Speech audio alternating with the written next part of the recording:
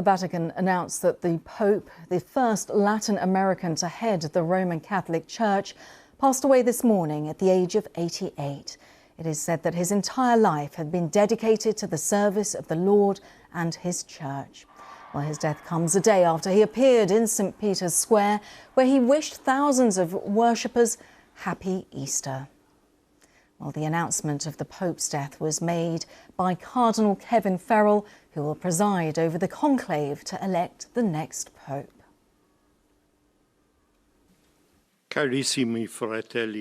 Dear brothers and sisters, with deep sorrow I must announce the death of our Holy Father Francis. At 7:35 this morning, the Bishop of Rome, Francis, returned to the house of the Father.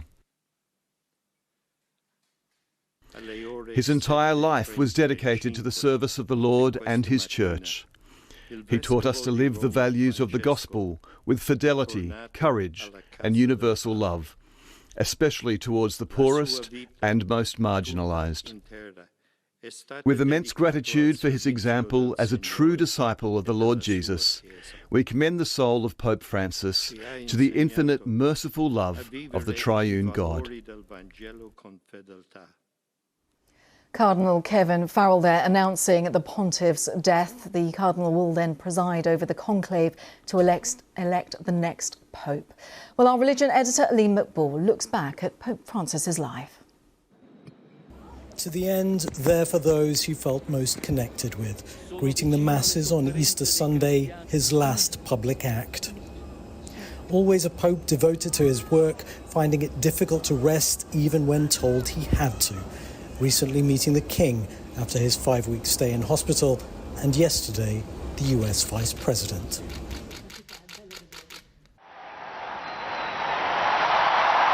His surprise election in 2013 would mark a more radical break with the past than many expected.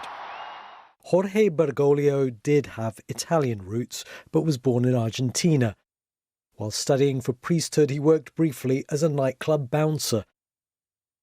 While many fellow Jesuits were jailed and tortured during Argentina's military dictatorship, he rose to become Archbishop of Buenos Aires, some accusing him of forging too close a relationship with the regime. As Pope, he greeted his flock, having taken the name of a saint who championed the cause of the poor. Francis signalled that his pontificate would be rooted not in Rome, but in the lives of believers around the world, and especially those on the economic margins. His style was informal, even when conducting ceremonies, and his first act as Pope was to pay his own hotel bill. In his early gestures, like washing the feet of the elderly and prisoners, he showed desire for his priests to be closer to the disadvantaged. He spoke out for the protection of migrants and refugees, laying a wreath on the waters where so many died on their perilous journeys. He travelled widely, drawing energy from the crowds. In Brazil, 3 million gathered on Copacabana Beach. And in the Philippines, he broke records for the world's largest mass, as 6 million turned out to join him. He linked economic inequality to the environment.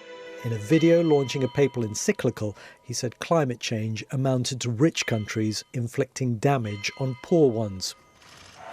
The Pope of the Holy See! In 2015, he became the first pope to address the US Congress. I am most grateful for the invitation, telling the world's richest nation to take care of Mother Earth. God bless America. He apologised for the scandal of sexual abuse of children by priests. His words here spoken by a translator.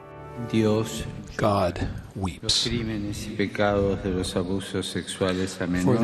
sexual abuse of children. On a visit to Ireland, the first by a pope in almost 40 years, he apologised to victims at almost every event, but scandals continued to emerge. His papacy marked something of a change of tone on the subject of homosexuality, early on remarking, "Who am I to judge?" when talking about a gay bishop. But some progressives argue that in practical terms, the Vatican's stance and the Church's teachings have changed little.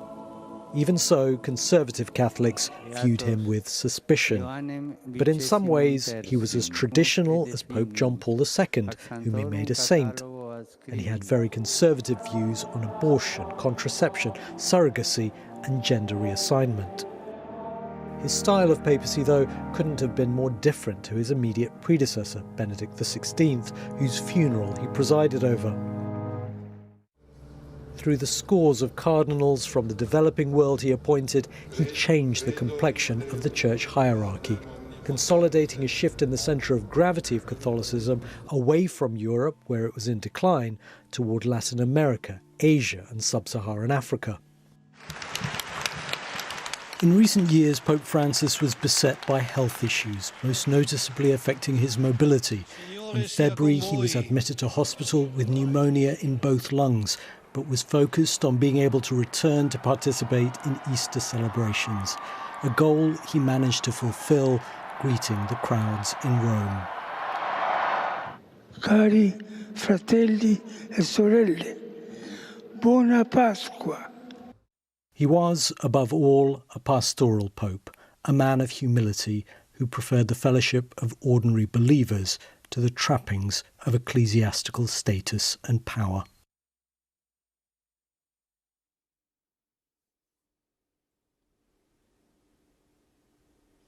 Our religion editor there, Aline McBall, reflecting on the life of the late Pope Francis. Pope Francis taking that name after Saint Assisi, who was a saint who lived his life as a beggar because he believed in giving to the poor and he believed in the importance of humility. And Pope Francis taking that name on for himself when he became pontiff, because humility was at the heart of his beliefs. Lots of statements coming in paying tribute. We've just heard from President Obama and Michelle Obama on the passing of Pope Francis. They say that he was the rare leader who made us want to be better people. In his humility and his gestures at once simple and profound, embracing the sick, ministering to the homeless, washing the feet of young prisoners. He shook us out of our complacency and reminded us that we are all bound by moral obligations to God and one another.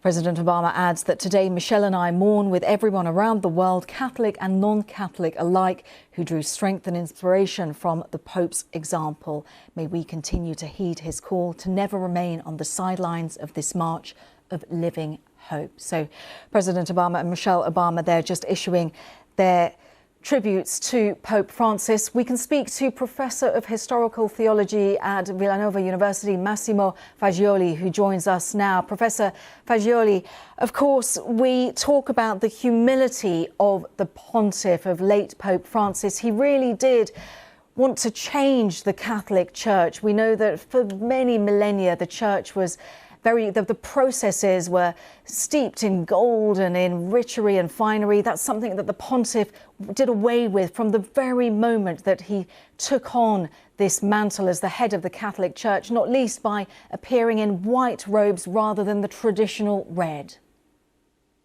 That's true. He had the humility of a Franciscan, but he also had the courage of Jesuits and of a Latin American Jesuit. And so he was a complex mix of tradition on his views on women in the church, for example, and on innovation. But the most important thing was that he turned the Vatican towards the global world. The global South, the central event for him in modern history was decolonization or colonialism. That was something that put him at odds with many influential intellectuals, political leaders in the Western world. He has been a mix of disruption, of some consolidated ways of doing things in the Vatican, and of reaffirming some of the traditional social views of the Catholic Church on the responsibility of everyone towards everyone, on the limits of private property, on the ills of capitalism. So he was a man of tensions held in polarity, as he used to say. Tensions held in polarity, a fascinating phrase. Of course, tensions that arguably he tried to make the church more humble, make it more looking towards the poor. But obviously when he became pontiff back in 2013, the church was in a really difficult stage with the scandal over child sex abuse by priests and the institution's attempts to cover it up. What's your assessment of how the pontiff dealt with that? Because this was a really critical time, which was devastating for the church, obviously devastating for the survivors as well. But did he handle it to the best of his abilities? He handled it in ways that were typical of him, in a particular way, because during Pope Francis' pontificate, what changed is that the abuse crisis in the Catholic Church became more global, in the sense that cases emerged in every continent, every country. It was no longer just a crisis of sexual abuse by priests, but also by lay people, by women, on other women. It has become a very comprehensive phenomenon in which the church is now still trying to find a way. Pope Francis called the first global meeting in the Vatican in 2019, where he asked the cardinals and bishops basically to listen to victims. That was the first time. So it was always limited. This struggle in the church is always a work in progress, but Pope Francis made really incredibly important steps forward, and in ways that needs to be continued. It's far from over, of course. Is there then an appetite for that in the Vatican, to continue with that direction that Pope Francis has brought about? Or is there a possibility that perhaps a more conservative pontiff will be chosen going forward? Obviously, this is going to take a lot of time. We will have a conclave. But what do you think the direction of travel is and the desire is for the Catholic Church? We will know fairly quickly in a few weeks, because the conclave will take place in a few weeks. Now, the most important difference from the conclave of 2013 or of 2005 is that right now there's a sense of crisis, not just within Catholicism, but also in the global church. This is the age of Donald Trump, and Pope Francis has been the most visible voice dissenting from a certain view of the human person, of politics, of immigration. So this is the other factor that we did not have to the same extent in previous conclave. We will see how the internal agenda of Catholicism on women, on gays, on transparency will coexist with the global situation. We will also, because this conclave will be made for the first time by the largest number of cardinals. The college has never been as big as it is today, and never as international as it is today. And so it will be a conclave in a very, very dangerous time for our world. And the church will be called to give its own answer to this situation.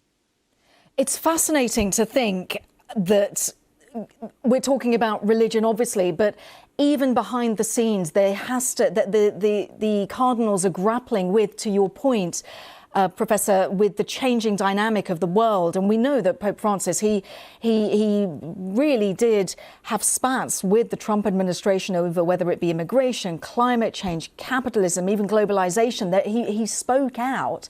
We know, for anybody who's seen the film Conclave, of just how political the machinations are of choosing a new pontiff. Where are the fractions then? Are there any riders coming through? And do they have to think about somebody who potentially, as we're seeing with political leaders, they either do everything to appease Donald Trump or speak out very vocally against him? What do you think is the balance that is happening amongst the cardinals now, the conversations behind those closed walls of the Vatican? Well, clearly, this is a church which is feeling the impact of Donald Trump's policies on immigration, on trade, in different ways. If it's Europe, if it's Africa, if it's Asia.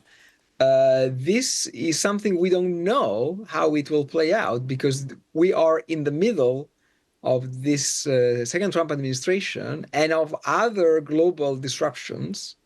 So it's clear that a more international college of cardinals, with many cardinals coming from Africa, Asia, Latin America, is more unpredictable.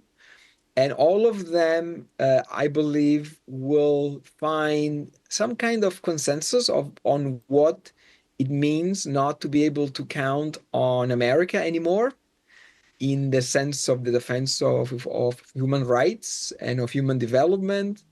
This is something that's affecting directly church operations in many countries. So it's going to be more complicated than the usual liberal-conservative divide, which exists. But this time, I believe there will be a more existential sense of how Catholicism can hold to its values in terms of the promotion of human dignity of everyone, not just Catholics, in the face of a new political wave that is about might make right. And so this is something very different from the conclaves that I have seen and I have studied in this last century. Fascinating to get that insight. Absolutely fascinating. Professor Fagioli, Professor of Theology at the Villanova University, thank you very much for your insight. We will be watching very, very closely what happens with the conclave, of course. But for the time being, Professor, thank you so much.